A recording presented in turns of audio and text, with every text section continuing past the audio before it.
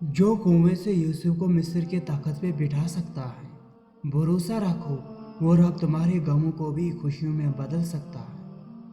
छुरी ने इस्माइल को नहीं काटा, आग ने इब्राहिम को नहीं जलाया, मछली ने यूनुस को नहीं खाया, पानी ने मूसा को नहीं डुबोया।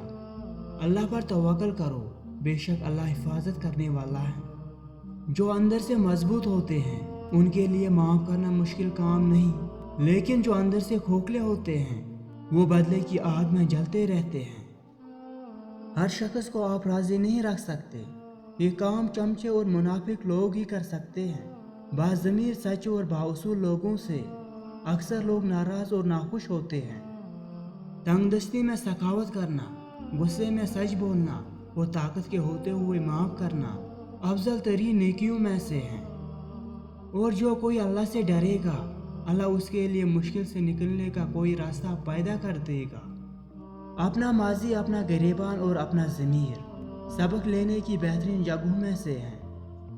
और जो मेरे जिक्र से मुंह मोड़ेगा तो मैं उसकी ज़िंदगी से सुकून छीन लूँगा।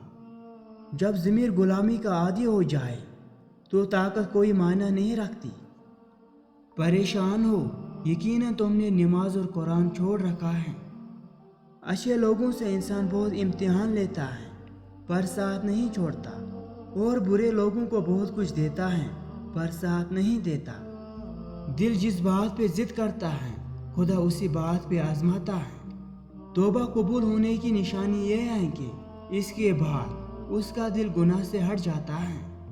एक गैबी उसूल ये भी है कि जो तकसीम करोगे इसी की तुम्हारे पास फरावानी हो जाएगी, फिर वो दौलत हो, इल्म हो, मोहब्बत हो या आसानियाँ।